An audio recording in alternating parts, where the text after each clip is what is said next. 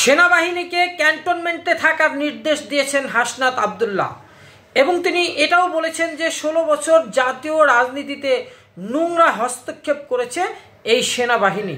এছাড়া 24 পরবর্তীতে বাংলাদেশে এটা আর করতে দেওয়া হবে না এইরকম উল্লেখ করে তিনি সেনাবাহিনীকে উদ্দেশ্য করে বলেছেন যে আপনাদের কাজ ক্যান্টনমেন্টে, আপনারা ক্যান্টনমেন্টে থাকুন, আপনাদেরকে আমরা সম্মান জানাই। গত 16 বছর জাতীয় রাজনীতিতে যেভাবে নোংরা হস্তক্ষেপ করেছেন 24 পরবর্তীতে এইটা করতে দেওয়া হবে না বলে তিনি উল্লেখ করেছেন। দেখেন একটা কথা, সেনাবাহিনী কিন্তু একটি দেশের সার্বভৌমত্ব ও নিরাপত্তার প্রতীক। তাদের যদি প্রশ্নবিদ্ধ করা হয় এবং এই প্রশ্নবিদ্ধ ব্যাপারটা কিন্তু দেশের জন্য মারাত্মক ক্ষতির হতে পারে। যদিও তিনি অভিযোগ করেছেন যে সেনাবাহিনী হস্তক্ষেপ করছে রাজনীতিতে, সেটা আমাদের জানা নেই কিভাবে করেছে। যদিও ইতিমধ্যে তিনি একটি ভিডিও প্রকাশ করেছেন যে সেনাবাহিনী তাদেরকে নাকি অনেক কথা বলেছে এবং ডক্টর ইউনূসের ব্যাপারে এবং কে আসবে, কে যাবে, কে থাকবে এ ব্যাপারে। এখন দেখেন, যদি কোনো গোষ্ঠী বা কোনো ব্যক্তি বা কোনো দল বা কোনো সংগঠন যদি জেনে বুঝে বা কোনো বিদেশি শক্তির প্ররোচনায় সেনাবাহিনীকে একটু দুর্বল করার চেষ্টা করে, তাহলে জাতীয় নিরাপত্তাও কিন্তু দুর্বল হবে। সেনাবাহিনীকে প্রশ্নবিদ্ধ করা তাদের মনোবল ভেঙে দিতে পারে, যা দেশের নিরাপত্তা ব্যবস্থাকে দুর্বল করবে এবং অস্থিতিশীল পরিবেশ আরও বেশি সৃষ্টি হবে। এখন সেনাবাহিনীর প্রতি জনগণের আস্থা যদি কমে যায় কারো প্ররোচনায়, তাহলে দেশে যে অস্থিরতা তৈরি হবে সেই অস্থিরতায় সাধারণ জনগণের জানমালের ব্যাপক ক্ষতি হবে। তবে হাসনাত আব্দুল্লাহ যে কথাটা বলেছেন, এই কথার আরেকটি যুক্তি হচ্ছে ক্যান্টনমেন্টে থাকতে হবে।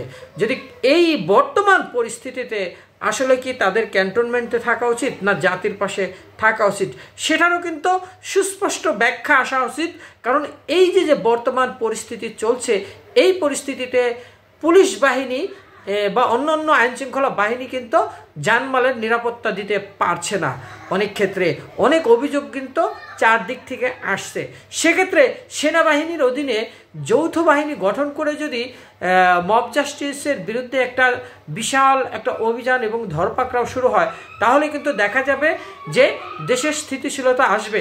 কারণ দেশে একটি নির্বাচিত সরকার আসার পর এই সেনাবাহিনী ক্যান্টনমেন্টে যাবে, এরকম নির্দেশনা একটা সরকার দিতে পারে, দলীয় সরকার যখন আসবে।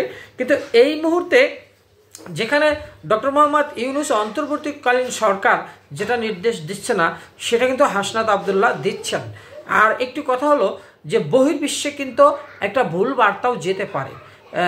কারণ সেনাবাহিনীকে নিয়ে যদি নেতিবাচক আলোচনা খুব বেশি হয় বা নেতিবাচক সিদ্ধান্ত যদি বারবার আসে, তাহলে বহির্বিশ্বে দেশের ভাবমূর্তি নিয়ে একটা ভুল বার্তা যাবে এবং ভাবমূর্তি নষ্ট হবে। সেক্ষেত্রে বহির্শক্তি বাংলাদেশের যারা শত্রু এবং বাংলাদেশকে যারা ভালো চোখে দেখে না বা বাংলাদেশ থেকে একটা স্বার্থ আদায় করতে চায়, বাংলাদেশকে পুঁজি করে, তারা কিন্তু মাথাচাড়া দিয়ে উঠবে। যাই হোক, হাসনাত আব্দুল্লাহ উনি অবশ্যই পরে আরও যুক্তি দেখাতে পারেন। উনি যেহেতু রাজনীতিতে ঢুকেছেন এবং রাজনীতি করছেন, তো উনি কি যুক্তি দেখান বা কোন বলে উনি বলেছেন কথাটা, সেটারও আশা করি একটা ব্যাখ্যা আসবে।